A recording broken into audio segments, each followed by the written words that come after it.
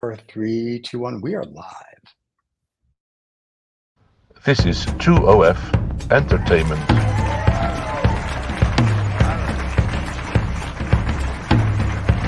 What could be more reprehensible than two old farts? Three old farts featuring Dave and Steven and Greg Shapiro with funny ha-ha. You know, that's like really, I just want to be hip. David's getting into all this hip music lately. I mean, like on the other shows, he's got all this like, we've got a cigar show. He's got that like Cuban jazz swing music. I'm like, David, you're for a guy that's 850 years old, you're pretty getting hip there. That is good. Yeah, YouTube is. I almost thought this was George of the Jungle in the beginning when it started. Remember that as a kid, George of the Jungle. That's what this sounded like. It's like, what's George of the Jungle doing here? So there you go. Not bad. It's nice intro. That's a new one for me. That's the first time I'm seeing that. And the first time I've seen it. So David doesn't tell me he puts up new intros. He just puts them in the queue. And when he can't make a show, he's like, just push the buttons. It'll be fine. And I push the buttons and I see it for the first time too. Yeah. Oh, yeah. There you go. Oh, well, we'll have to give him credit next time. Yes. David, no, don't do that. His head will swell. It's a whole thing. No, but that's not the reason he's not joining us, right? His head is fine.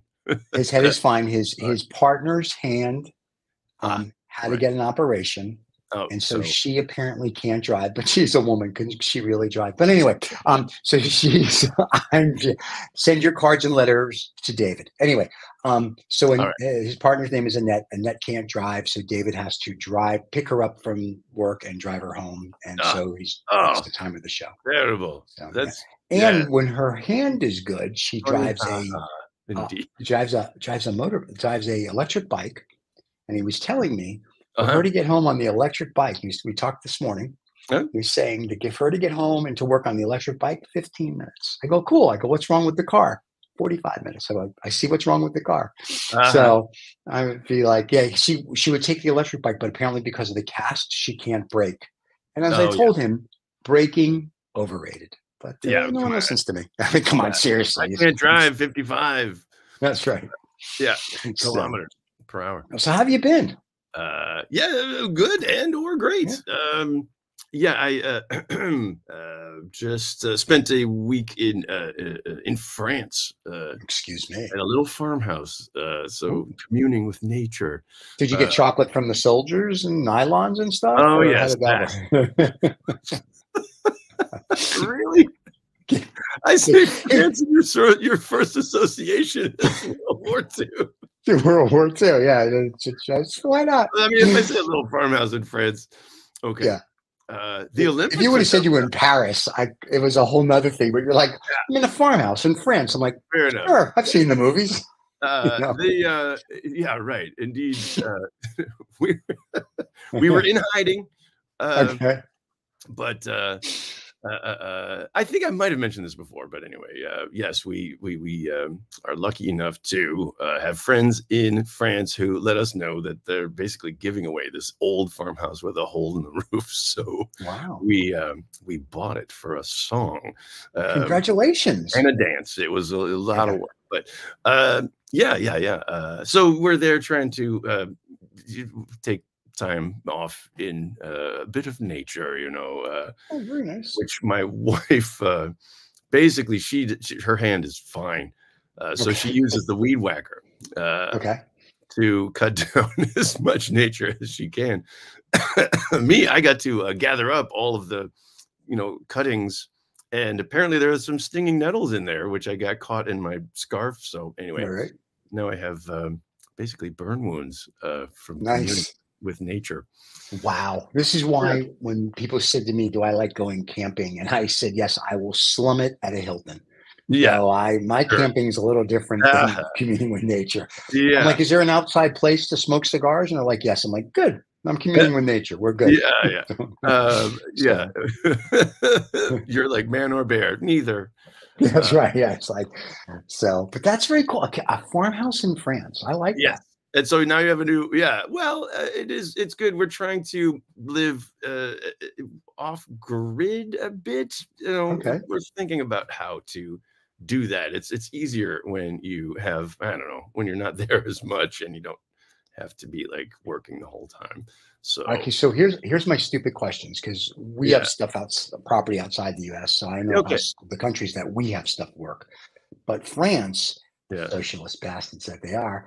So when you own property there, Ah, how does that? Do you own it as yeah, I know that you can be 100%. So you own it 100%, and then how's the tax structure on the property, and how's that work? And do you have to repair this in so much time, or is it sort of like they don't really care what you do with the farmhouse and whatnot? well, good question. And Thank you. again, I'm not the one who speaks a lot of French. That's my wife, so Gotcha. she could answer more than I can. But I do Right. know that we would have to get permission to do a lot of building on Gotcha. on the house or the land or something.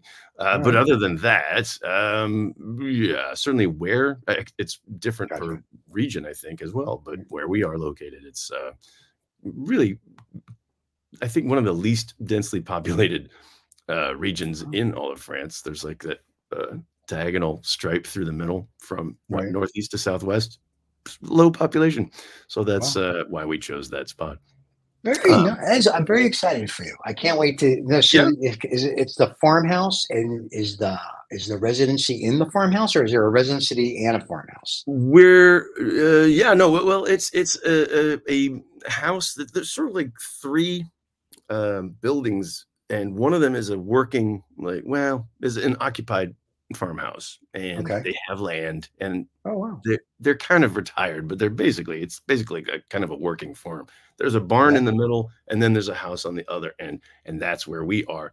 But so these French neighbors, they're happy to have neighbors All right. whenever we're there, and so yeah, they kind of look out for For us, you or guys. yeah, Very nice. So look out for the German tanks. Sure. I saw exactly. the movie. Yeah, yeah. And here's my Let last us know who's question. Then hiding in there from yes, time to who's time. Like, hiding in my oh yeah, who's you hiding in can't my come in bombed week out roof? 18. We've got Hmm, Jews hiding in there. there you go. And Uh, for all you people, Craig and I are Jewish, so just calm down. We're Lanzim. My Don't let family it. is, Yeah. right. I'm not technically. So when the Really? whole Was your Eurovision mom thing Jewish? happened, I was like, Yeah. yeah. By birth, then you're Jewish, so it's okay. Uh, Your wait, mom's Jewish, right? no. That's what I'm saying. Oh, mom's No, not my mom's Jewish. not. No, my Okay. dad married a shiksa. What can I tell you? Oh my God, not a shiksa. Anyway, so my last question on this: how many hectares? Uh, Ooh, look at that! yeah, it's 100 hectares. Wait, no, Wow, no, it's like that's awesome if it was. 600 square meters. It's a bit of Okay, land attached, and it's enough that generally once a year, someone like one of the I think one of the neighbors in the commune will come with a big tractor and mow that field and use that for okay. So hay I for need to feed. know. Let me look this up. The dairy 600. I don't know what square meters are. I only know hectares. So square Oh, meters to feet. Let me I'll have just to look put at it that. into Oh, hectares. Yeah, that's fine. Square footage is 6,458. So yeah, it's a little. It's like about a quarter acre, almost a fifth of an acre. That's yeah, not yeah, yeah. bad. Yeah, it's Yeah. that. Okay. Yeah, Yeah. and it's That's listen. That's a nice little piece of heaven. yes, it's basically, yeah. It feels that way. It's on a slope, and there's a view, Whoa, whoa, and whoa. We don't mean any offense to our Asian listeners. Go ahead. So it's all World War II jokes apparently today. Anyway, it's very nice. So it's on a slope and it's very pretty. And you overlook the community. not exactly. There's like a river down at the bottom.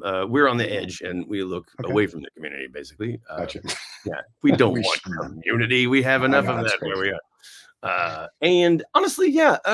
So we were talking about mobility as well, and Right, climate, and or being off grid. So right, someone was saying, like, oh yeah, you should get an electric car, an right. EV, and then yeah, where are we gonna charge that up though when we're Oh, so in? you have no electric in your farmhouse. I mean, you could install a huge electric thing. We could just use the Oh, wow. existing whatever plug. It's a pretty ancient fuse box and everything. Farmhouse. I don't see that. Could you install like a mini?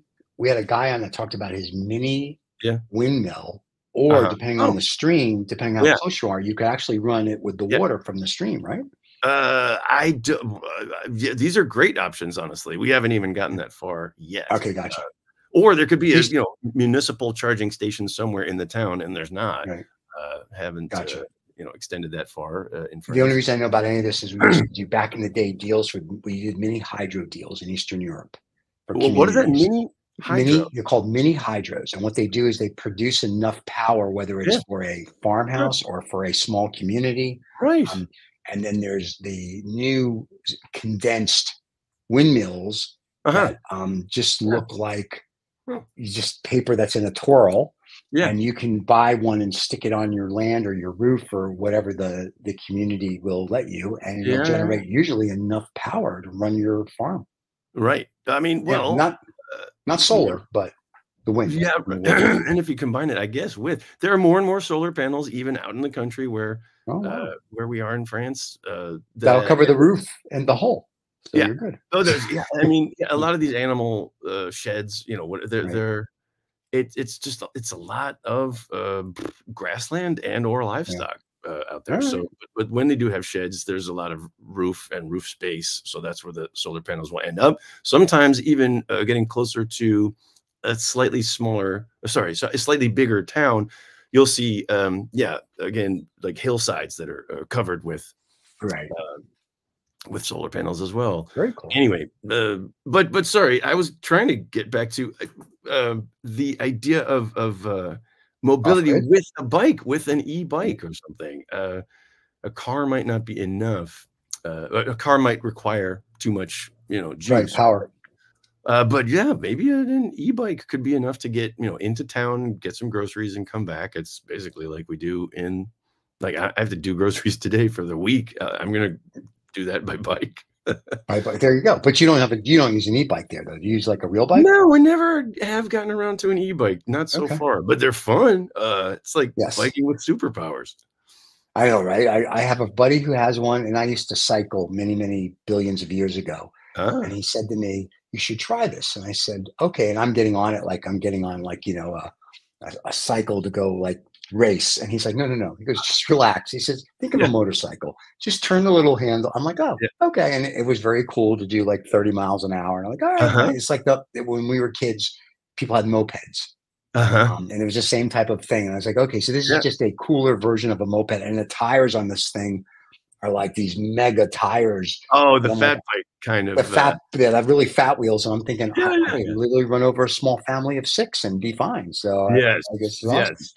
As long as you're only going 30 miles per hour, unless you take you whatever, juice up the engine, or there's even a spoiler that they put in and you can deactivate the spoiler. So that's the scandal in Amsterdam right now, or the Netherlands actually. And that you can make your e-bike go faster. Yeah, well, there were mopeds, or scooters, whatever they call them here.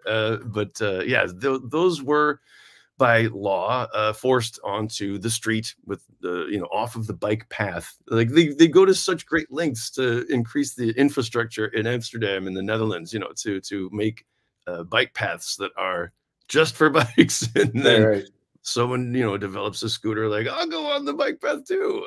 But anyway, so now they have to have helmets. Now they have to be in traffic. And but then here come the e-bikes and the fat bikes. And and I have no problem with them so much, just because I haven't been run off the road so much. I'm one of these people who bikes with no headphones on, so I can hear them coming. That's the big with the fat tires, like you can hear them coming. Well, I never got that. When I see the people, even when they're with the standalone scooter bikes that are electric, and they're on their ear pods are in, right? I know they're listening to music. Over the ear, and I'm like, let me get this straight. If I beat my horn at you, you won't hear me. So if I run you over, I'm figuring that's legal. But like when I'm in my car driving, I may have the radio on listening to music, and whether it's soft or loud is not material, but I can still hear what's going on and pay attention.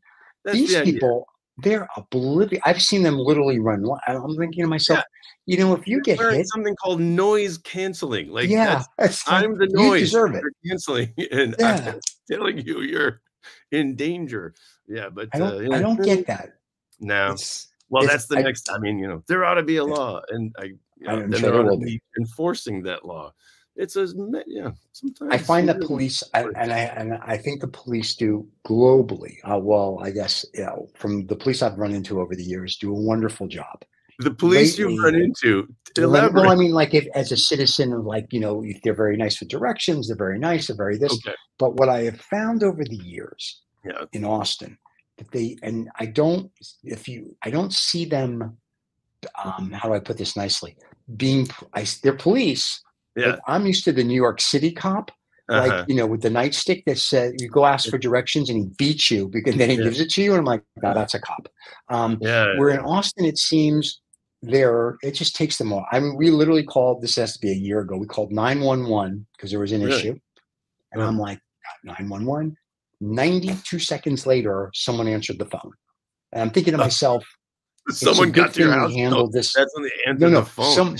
Someone answered the 911 line. And I'm thinking, this is a really good thing that we took care of the situation. So by the time they got there, it was more of like, you just may want to send somebody to check this out, but we've already handled it.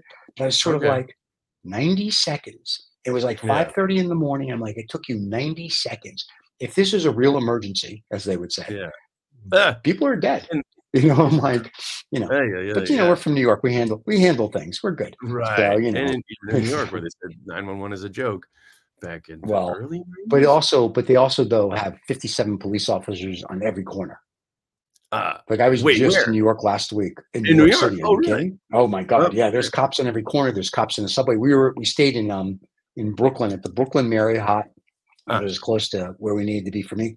And every time I would walk out, there was like 70 police officers across the street. It was all around. I felt very safe. And I was talking to one of the police officers when we were getting a slice. And for those, this is you running into, not having a run-in with. Right. And we were just talking, having a slice. I said, so how's it been? How's the crime? He goes, surprisingly, because of the new mayor, things seem to be getting better. Because he got more police, more on the subway, more this, and he's usually he said stationed in Manhattan. He said, but today I'm over here for something. I was like, very cool. So New York is getting safer, but let's not kid ourselves what that means. Next thing you know, Eric Adams will be America's mayor. America. Hey, listen, it beats the other that used to be the America's mayor that was a psychopath. Yeah, with his hair dye coming down. Yeah, maybe that is affecting his brain somehow. It's a real break. But no, that's good. I know. I've heard about policing in. Well, hey, if you want to go there, Chicago is going to host the Democratic National Convention. Oh, this is going to be like 1968, like Nixon. This is awesome. I'm looking forward to this. Yeah, I mean, when was the last time? It was 1996 when Bill Clinton, I think, was up for re-election. But they didn't riot. They didn't riot there. 1968 with what was then called a police riot. Yes. That was awesome. Protesters. I remember that as a kid. Yeah. Watched that on TV. Laughed I'd say to my mom and dad, be like, "What's going on? Why are the police officers beating those people?" And my dad's like, "They're hippies." I'm like, "Okay, good enough for me." I'm like 6 years old, and I'm like, "All right, whatever." So, but this time around, the Chicago police are also is his name Brandon? I can't think of the name of the Chicago mayor. Sorry, but he is. Yeah, he's going. I believe he was elected based on his promise of continuing with the not defund the police, but to restrict and or create crisis managers to as an that's Chicago. Option. That's gonna go over well. His name is Brandon Johnson. Brandon Johnson was born March 27th, 1976. So that means he's that generation pussies. He's an American educator, a politician serving as the 57th mayor of Chicago. And he doesn't really say what. I'm looking really quick to see if he has a platform, and it doesn't really give me what. And the easy joke would be that instead of Mayor Daley sending in the police army to attack the protesters in 1968, now you might have indeed protesters who might choose to get violent and then you'll have Brandon Johnson sending in the crisis management officers to talk about their feelings. We're gonna give you a hug because your parents didn't hug you as a child. Yeah, I'm gonna give you a hug like that. Tough love from that. You know what's really funny? I saw that a buddy sent me a video yesterday, and because we were kids in the 60s and in the 70s, and the video was things we did. Oh yeah. Bikes with no helmets, Oh yeah. We would jump you know how you put a board on a whatever and jump each other. Oh, Monkey definitely. bars, Yeah. the spinny Your head out things, the those back tunnels. window of the car, Yeah. like no The, seat belts. Yeah, no yeah, the car tunnels seat. you would run through that had no head covering, you'd bang your head. It's Yeah. like we probably died like 50 times. And if you got hurt, your parents would be like, shake it off, walk it off. You're fine. You could be Yeah. bleeding to death, and they're like, you're Yeah. good. Don't worry about it. You're okay. That's right. I would it think is indeed two odd words to say. Yeah. Yep. Instead of "Are you okay?" You're okay. That's right. I remember I was playing. My arm fell out of its socket. Yeah, That's right. No, you're okay. We'll put it back in. I remember I was playing pee-wee football, and I got some kid slammed into my arm, and it hurt. And I went to the sideline to the coach. I'm like, Coach, it really hurts. So he goes, it's like this. I'm like, He goes, he says, it's not broken. I'm like, no. I said, but can we do? He goes, it hurts. He goes, you'll live. And so my mom and my dad's at the sideline. I look at my dad like, help me. Yeah. Right. My dad's like, go back in there. I'm like, thanks. So I went back in, but but it's true. I think of trauma, and then look at you now. Look at me, look how well I've done today. But I mean, it's sort of like when I think of all that, and I think of the kids today, I'm like, you would not make one day in our life because there were no cell phones. We'd go out and play in the woods. You'd go play in the park. You'd go do this. You could do that. And remember, the television at 10 o'clock would say, do you know where your children are? Right. And they didn't say that as a joke. You really didn't know where your kids were. We were out playing. It reminded us to come home. And our watch, we all had them. But we were told to be home when the street lights came on. Oh yeah, when the street lights came on. Yeah. That's my mom would be. You can be home at 7 o'clock, or when the street lights come on. So I look at my watch and be like, it's 7, and the street lights aren't on. Okay, and then like 7:30ish, they'd come on. I'm like, damn, it's gotta go, and then we'd all go home. Yeah. Just getting into a good game. Yeah. Yeah, man. Well, I mean, and yeah, that was just back when there weren't so many people as well. I don't know. Was that was it like 4 billion, 3 billion back in the 60s and 70s? It's isn't that crazy to think that when I think I did the stand-up comedy version of this. So there was like rough figures, but like when our grandparents were born, when my grandpa was born in like 1916, the other one 1921, but there were like 2 billion people. And then by the time my dad was born, I think it was about 4 billion, and now it's 8 billion. So it really feels like, where are we going with this? All right, here, let me tell you. So when your grandpa was born, they gave me 1914. So I'm sorry. Yeah. Okay, 1914, there were 1.85 billion. In 1917, there was 1.9 billion. Huh. Even after World War I, the population increased. Mm-hmm. And then let's just put 1960. And the Spanish flu. Yeah. Couldn't kill enough. When you and I were kids, in 1960s, let's just use the 60s as general. I was born in 68. Okay, so you're a little younger than I am. So when the Chicago riots happened, I was alive. Okay, good. Just by a day. So in 1960, just so you know, there was 3 billion, 119,233,434 people in 1960. So close. My numbers were close. Yeah. Okay. Close. I'm just saying, because we said like roughly 3 or 4 billion. So and now 50 years later, 60 years later, we have 8 billion people. Right.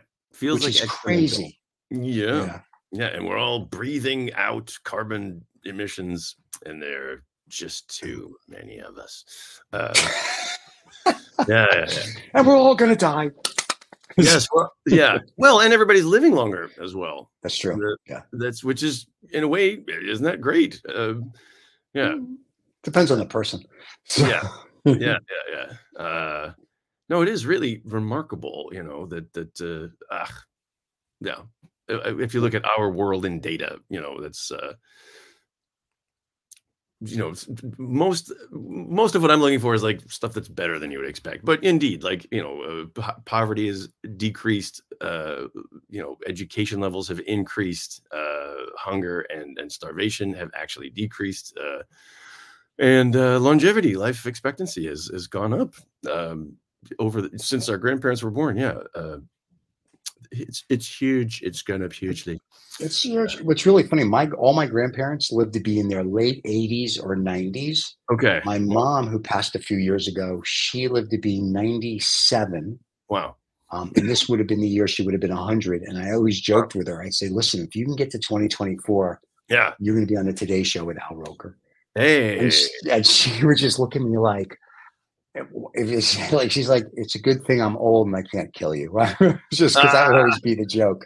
Okay. So, but since my mom was in her 70s, and since we just missed Mother's Day, this was always my mom's joke. When she turned 70, she would constantly say, you know, I'm going to die. So make me feel guilty every Mother's Day and her birthdays, which we never forgot.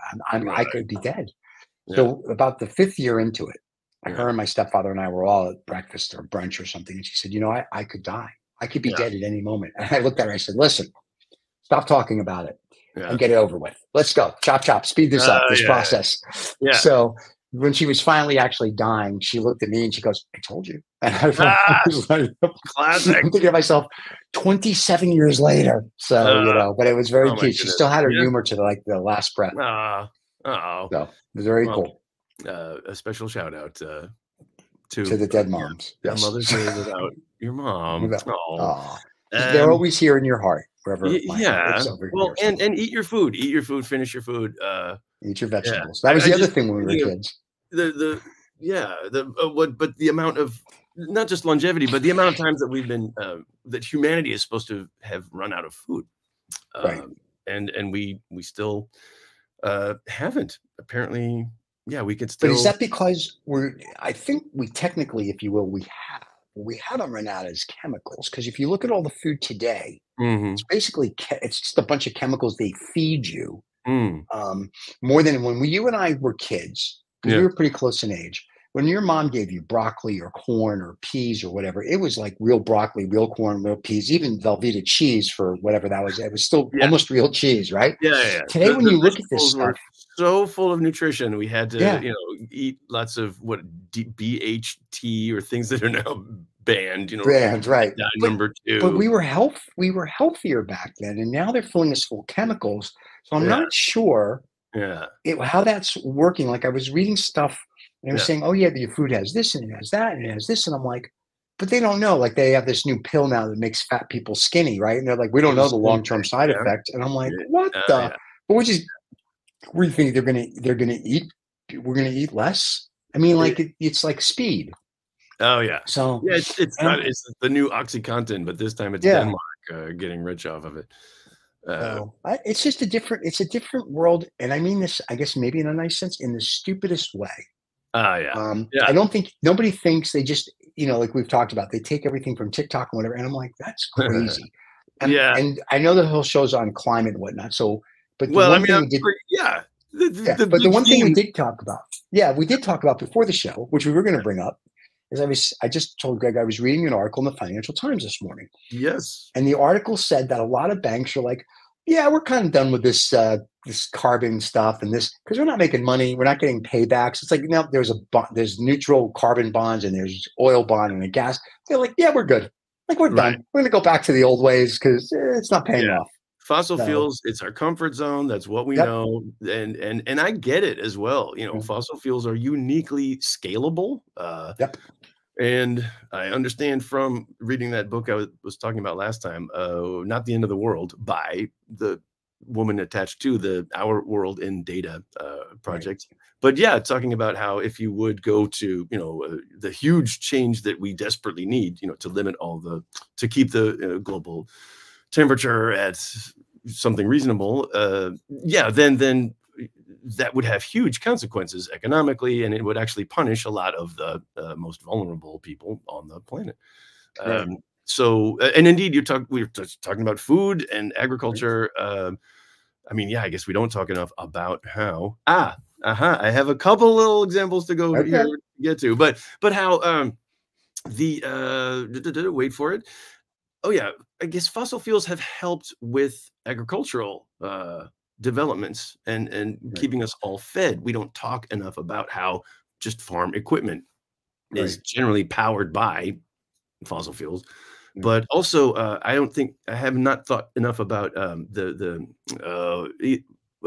well, pesticides, I'm sure, but also the fertilizer. Right. And yeah, so that's huge, actually. And someone talked about, I don't know, 60 harvests left, or, you know, the food is not as nutritious because the soil is just blowing away, and our soil is terrible. That's not the case necessarily. Scientific advances are better and better with fertilizer, and the soils are there. A lot of the problem, apparently, with deforestation is driven not by you know, timber or palm oil or whatever, but by food. People are just trying to grow enough food for everybody. But the good news is maybe we've reached peak farmland, and we're realizing, you know, even for 8, or they're saying now it might be like 8 billion or maximum 10 billion people, like they're expecting that it will level out at some point. That doesn't make any sense. Fighting and eating each other, I am assuming. I was just going to say, you're going to give us a pill, and we're going to take a pill, and it's going to be like, here's your, like, you know, like when we were kids, they had the sci-fi stuff. It's like, this pill is nutritious. It's your, you know, steak and a potato and and I'm like, okay. Yeah. So yeah, they're going to have to come up with something. Somewhere between Willy Wonka and Soylent Green. Oh, if we listen, come out the same year. That's right. And kudos to Willy Wonka, because I'm going to go live in that factory. Yeah. So, you know, I'm good. I'll get that. I don't care if I get diabetes. I'm living there with the gum that tastes like fruit. I'm good. All good. A chocolate riverboat, little Oopa Noopas doing what my bidding. Are you kidding? I'm there forever. It's funny how Roald Dahl got himself canceled, but they're still making movies based on his, you know, inventions. Yeah. Anyway, sorry. Yeah, I gotta keep talking to you before you get canceled. Here's the really nice thing about our channel. As David and we were talking to someone today, because they're going to be doing a new show, and we joke we're the channel that should have never been, because everything we do, you're told not to do.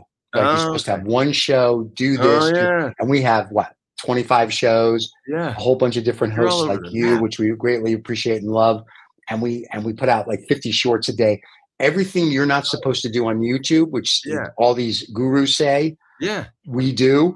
And we have 75,000 subscribers, and all our shows get anywhere from a couple thousand to 20, 30,000 views, and our shorts do the same. And we're like, okay, so we'll just do our way, and the rest of you do your own way. So we are technically the channel and the shows that shouldn't be.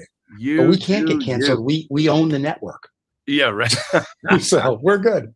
And once again, Stephen is the Jews. That's right. Represents, he's controlling the media. That's right. And I'd like to thank all my fellow Jews for this. I'm accepting this award today from everybody. So thank you so much. So. What was the old joke about someone reading the newspaper?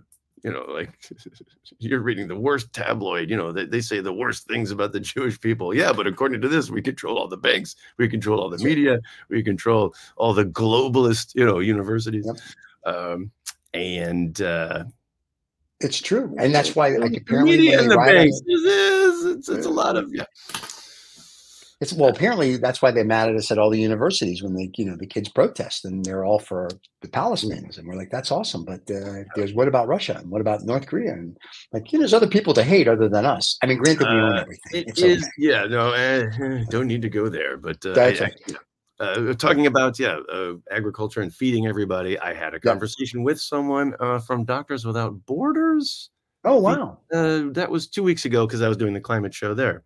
Right. And she was saying that it's funny. I said, you're probably busy with places like Gaza. She said, not right now, can't go in there. But luckily, there are enough other conflict areas, facing huge humanitarian crises. And she was like, yeah, it's funny. You might have heard of Yemen, but we don't talk about it. Those people killing those people doesn't seem to get so many headlines. You've got Yemen. Sudan is huge. We're very worried about Sudan, busy with Sudan. Not in the headlines. Ethiopia, but you've got Yemen, Sudan. You've got like that. You've got like 30 conflicts just in Africa. And nobody cares about it because it's Africa, right? Which is a shame. Nobody cares. And plus, Americans are dumb. Then you've got what goes on in North Korea. Nobody wants, nobody cares. Then you've got the Ukraine-Russia thing. I don't see anybody protesting that. But the minute the Jews retaliate, genocide, we're going to kill everybody. I'm like, seriously, this is what you're going to protest. This. And I mean, it's on your screens. It's so awful. It's almost, I wonder if people are protesting like, make it stop, or like, make us stop having to look at this. Yes. It's a bit. We talked about this. Really and we talked about this on one of the other shows. It's like when we were kids, you got the 7 o'clock. The news was at 7. Yeah. Walter Cronkite, the voice of America. Right. And the cool thing about it was back then, news wasn't a profit center. It was 25 minutes, no commercials, because it was the news. Yeah. And then all of a sudden, news became a profit center. So now it's like, how do we keep you in front of the television screen so we can sell you more stuff? It's not even the news anymore. Sorry, it's a tangent, but the fairness doctrine.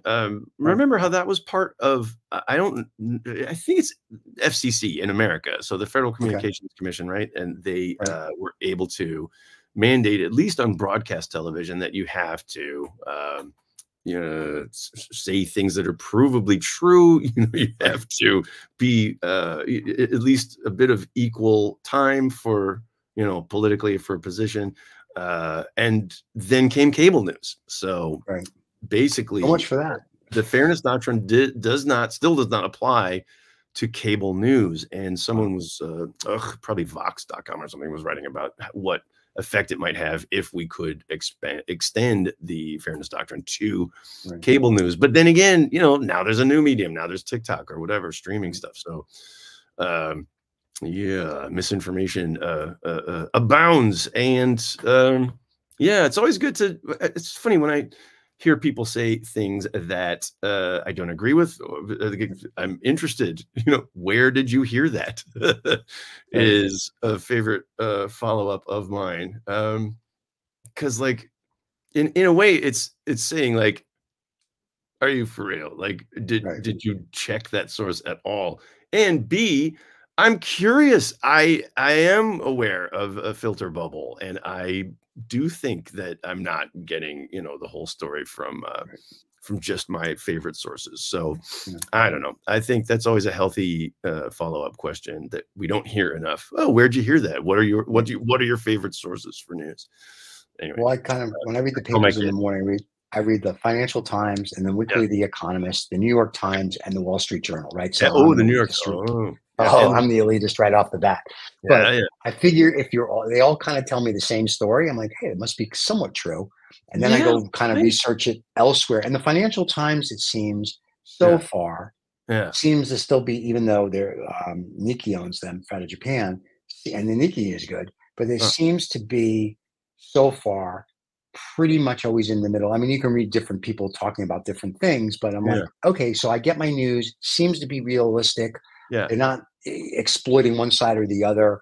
And there's enough features where I can, go find things. And the other papers, the Journal, they seem to become more of a sensationalized. And the New York Times every now and then, I'm like, seriously, you're the New York Times. What happened to like the New York Times? But I still read it, I think, out of just being a New Yorker.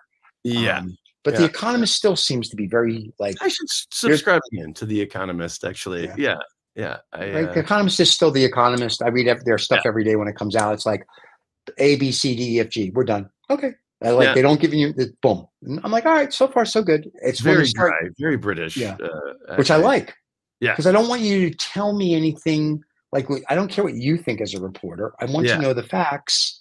If I want to read a commentary, that's different. The opinions. They're like, here's, this is one dominant opinion, but it's not the only one. A significant minority are also saying this, and so you be the judge. But they seem to be more, like fair and balanced, if you will. Okay, no, good. Thank you for sharing the sources. I myself, I used to do New York Times. Now it's more Washington Post, actually. Okay.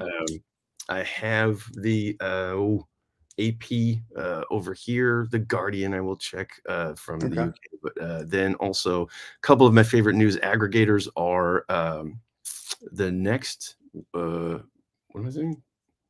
Dave Pell. Dave Pell has a newsletter. and he calls himself the manager of the internet, or I read the news so you don't have to. It's sort of like an aggregator. And electoralvote.com. I really love those guys about U.S. politics specifically. So, yeah. A couple I'm forgetting, but that's good enough for now. And hey, it's a free plug for them. They don't. And you're right. Yeah, as well. Very anyway, cool. But oh, so wait, sorry if. We want to wrap up here. I mean, I can give you some more. Well, tell us the good stuff on your pad. You have stuff on your pad that you were going to talk about. Yes. So tell us what you've got. You were talking about fossil fuels, you know, in the financial industry, saying, let's just give up on these, you know, carbon-free bonds or sustainability or energy transition. It's all too slow. It's all too messy. And then again. So again, like talking about both sides, I've read that, and I've read that you know, no matter what we say at COP 28, 29, it just the fossil fuel use keeps going up and emissions keep rising as well. But then again, I'm also seeing how greenhouse gas emissions might have peaked.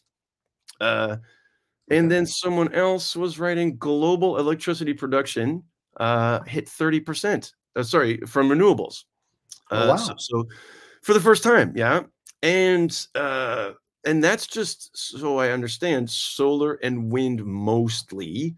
And then we're also talking about hydro power, which, as David sent me an article that said, it releases actually a lot of methane when they turn the water into like spray through the dam. Right.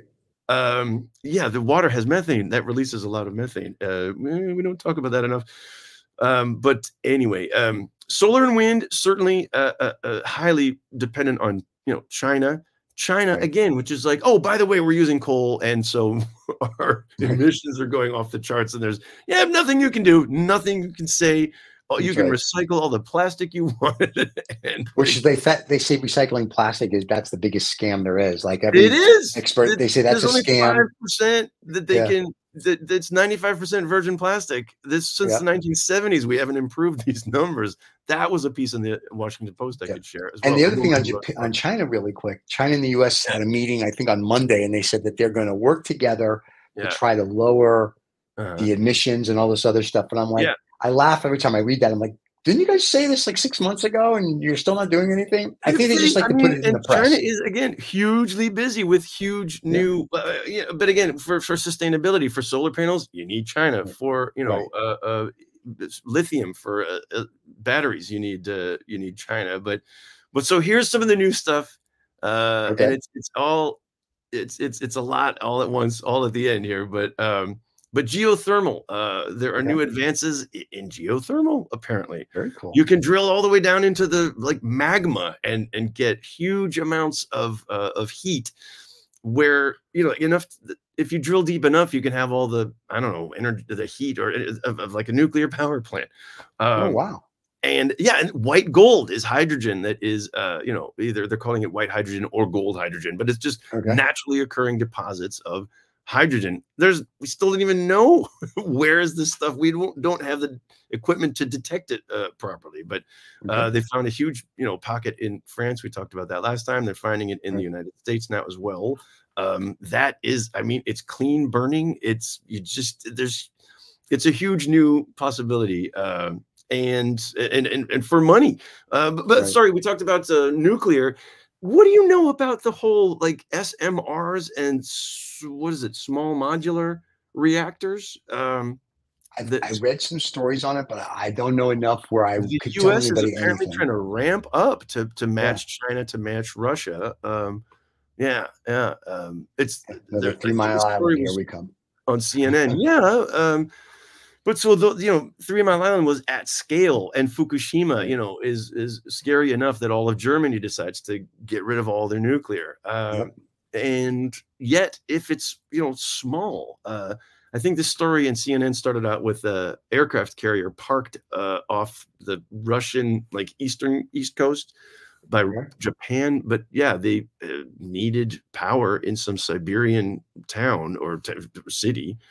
And it was like 100,000 people or something. But, you know, let's get this nuclear powered ship, aircraft carrier, and temporarily power this town with this small modular reactor that powers submarines, aircraft carriers, because it's lightweight. The fuel is lightweight. So anyway, that's why I keep hearing about hydrogen powered aircraft or trucks or whatever, and that's where I have a lot of skepticism.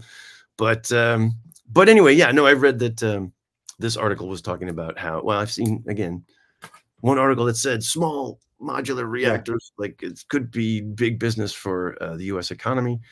And another guy saying like, maybe, there's not a lot of progress to show for just yet.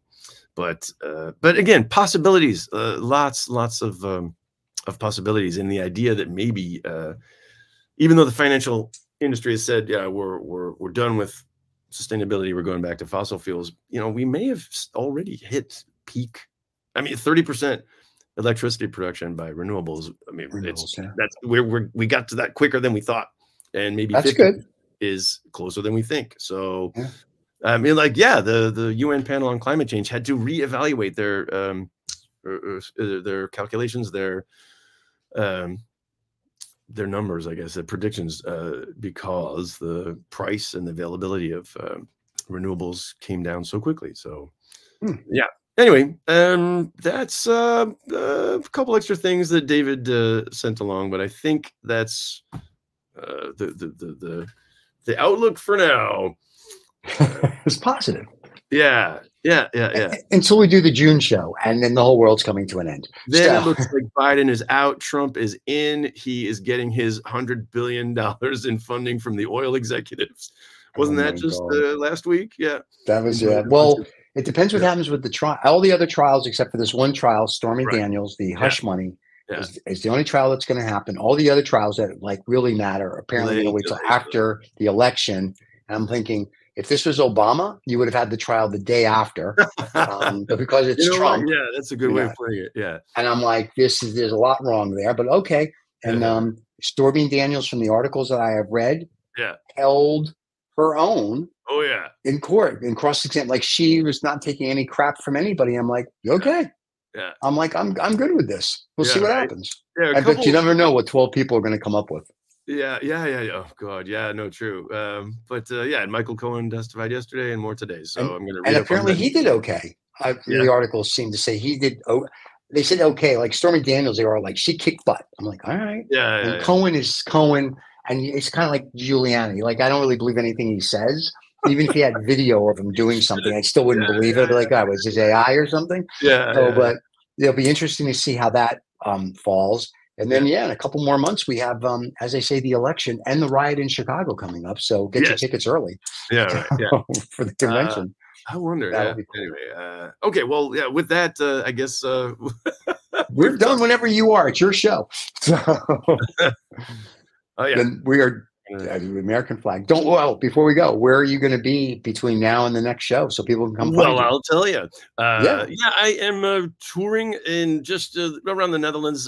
Picking up shows here and there to support, to prepare material for my show coming up. My Dutch tour of the show called Leaving Trumpland 2.0. Oh my God. Which, I did a show based on Trump versus Biden in, 2020. And I said, it's a shame no one saw that show because COVID. And my tour booker said, like, oh, wouldn't it be crazy if you could just do half that show all over again? Because it would be the same exact two candidates in 2024. I was like, what are the chances of that happening? And yet here we are. Listen, if you have new material for the 2.0 version and you still want to do the 1.0 version, we can just do a whole show of you just doing that. If you ever you want to try it out on the crowd, so we could always do that. That's what I'm working on now, getting ready for the fall. Just yesterday, I was hosting the premiere of a Dutch film called Crazy House, crazy with a K. That's how crazy it is. Anyway, it's a Dutch film. It's got Alicia Silverstone and Nick Frost. And I like Nick Frost. Yeah, man. He's it's very anti-religious, but it's very pro-family. And it definitely goes to crazy town, this movie. I saw the whole thing last night, and I have a small role in the film. but there's a little bit of me in just about every frame of the film as well. So now I have to whatchamacallit. Hopefully it'll make it to Amazon or HBO or Netflix. That's the idea. They've got a Dutch distributor, European distributor. They're trying to find. It was at Sundance. They're gonna look for an American distributor next. Yeah, I remember when we spoke about that last year because we talked about. Oh yeah, we were in a film. I remember that. I remember. Yeah. Oh, that's great. Yeah. Well, hey, full circle. That's hey, congratulations. Thank you. You movie star. You know what? For our audience, he's too big for this audience. No. Well, everybody, we love having Greg on Greg's show. We will see him next month. We will see you all whenever you decide to watch all our other shows. Don't forget to subscribe and like. We also can catch us on the podcast under 20 Farts Making Noises. Here on YouTube, I think it's now 20F Entertainment, but you can still find us under 20 Farts. 20F. Or you can search any of our names and you will find us. Greg, it's always a pleasure to see you, my friend. Thank you so much. Say hi to David. Wonderful. And I will. And I'll see you next month. Stay well. All right. Cheers, everybody. Guys. Thanks for watching. Bye.